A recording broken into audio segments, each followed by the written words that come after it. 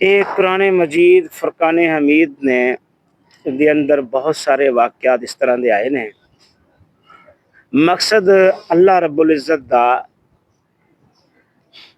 ਇਸ ਨਸਲ ਨੂੰ, ਆਇੰਦਾ ਆਉਣ ਵਾਲੀਆਂ ਨਸਲਾਂ ਨੂੰ, ਜਿਸ ਵਕਤ ਕੁਰਾਨ ਮਜੀਦ ਨਾਜ਼ਲ ਹੋ ਰਿਹਾ ਸੀ, ਉਸ ਨਸਲ ਨੂੰ ਕੁਛ ਵਾਕਿਆਤ ਨੂੰ ਦੱਸ ਕੇ ਤੇ ਇਬਰਤ ਦੇਣਾ ਮਕਸੂਦ ਸੀ।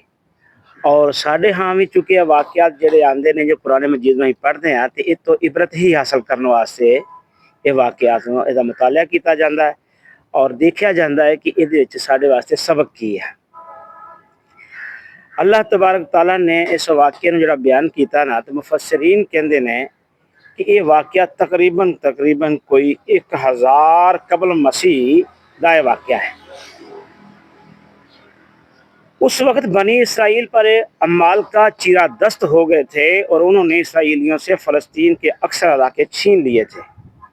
یہ امال کا ایک قوم ہے جنہوں ظالم قوم کیا جاتا ہے، انہوں امال کا وہ قوم سی، وہ انہیں قبضہ کر لیا زبردستی کنہ تے اسرائیلیاں تے، فلسطین وہ دے اکثر علاقے انہیں چھین لے۔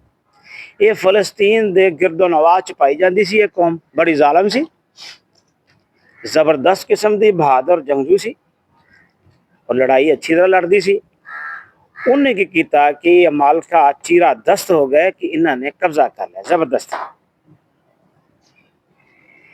سموئیل نبی اس زمانے میں بنی اسرائیل کے درمیان حکومت کرتے تھے۔ سموئیل علیہ السلام ایک نبی گزرے نے تو انہوں نے بارے ذکر آیا ہے کہ وہ بنی اسرائیل کے درمیان حکومت کرتے تھے، مگر وہ بہت بوڑھے ہو چکے تھے۔ اس لیے سرداران بنی اسرائیل نے یہ ضرورت محسوس کی کہ کوئی اور شخص ان کا سربراہ کار ہو جس کی قیادت میں جنگ کر سکے۔ یہ گل تو ساری سمجھ آ رہی ہے نا کسے دی؟ اس واسطے تھوڑا جہا میں ادھر ہی بیان کرنا چاہنا جنہیں مفسر نے بیان کیتا ہے، بالکل اسی طرح ہی ہے کہ سموئیل علیہ السلام اس وقت بوڑھے ہو گئے سن، نبی سن، تے انہوں نے درمیان ہی حکومت کرتے پے سن۔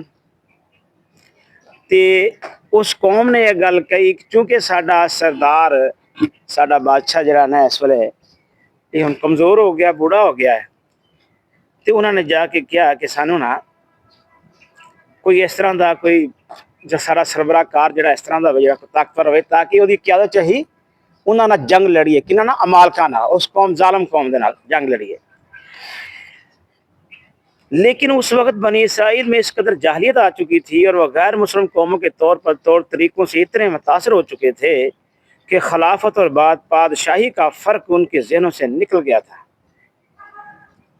یعنی کہ انہوں دے اتے جڑی تعلیمات سن نا، جنہوں ہی جہالت دی تعلیمات کہنے ہیں، وہ انیاں غالب آ چکیاں سن کہ وہ اپنی وہ خلافت جڑی اللہ رب العزت نے دیتی سی انبیاء دے ذریعے، انہوں اور بادشاہی دے فرق نو بھول چکے سن کہ بادشاہ جو آئے گا تو پھر وہ کس طرح کا سلوک کرے گا، وہ کی معاملات ہوں گے۔ بادشاہ تو پھر اپنا آرڈر جاری کرتا ہے نا جی۔